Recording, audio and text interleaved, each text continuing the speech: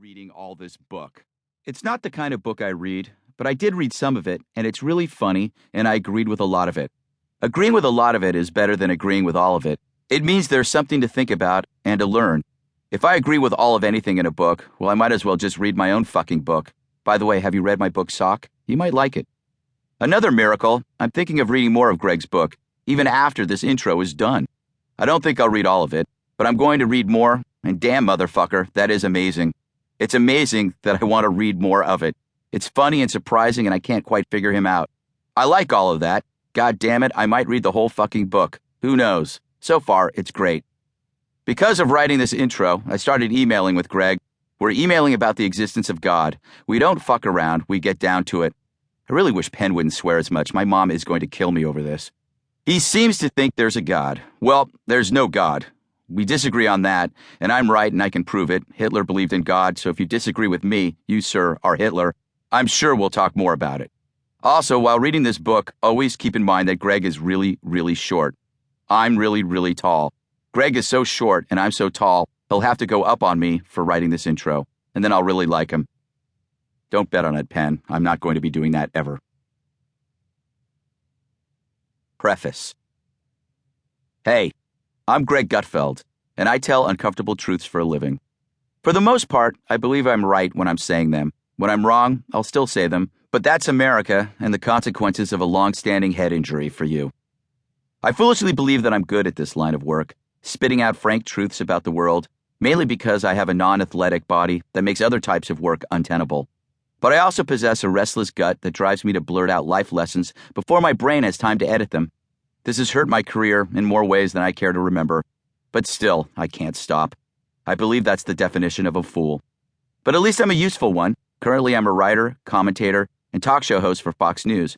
I try not to let this interfere with my charity work. I don't do any charity work. In my previous life, I was an editor-in-chief of 3 major men's magazines, Maxim, Stuff, and Men's Health.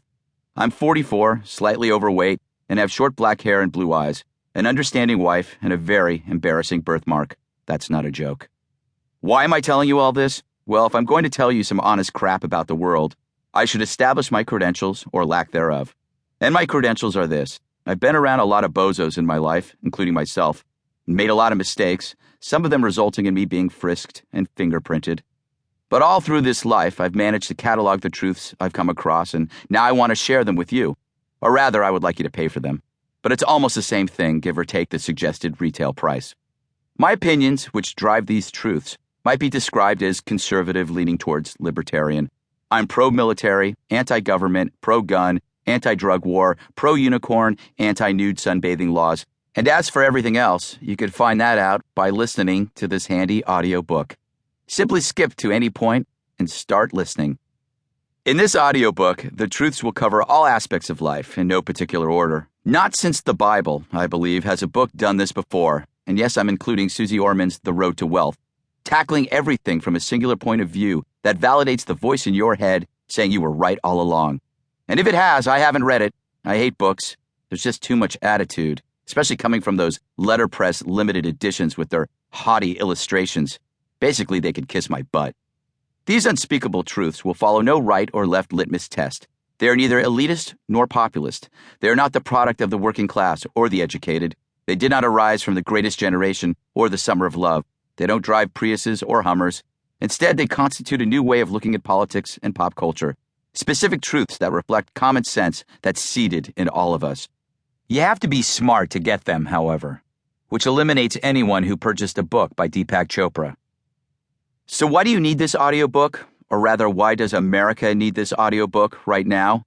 Because we're living in an age where our innate common sense, our gut instinct, is constantly being called into question.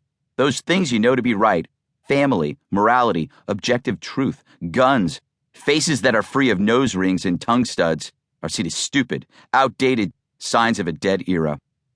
This audiobook seeks to give you confidence in knowing that what you know is actually the only thing worth knowing. It's also ideal for bathroom entertainment, even if you don't own a bathroom. A shout out to Tom Sizemore. Now, if this is the first time you've heard anything by me, meaning 6 billion or so people, then the following will mean nothing to you. So feel free to leave the room while I address those who are already familiar with me. Hey, Paul, Ron, Andy, and the chick with the rifle. If part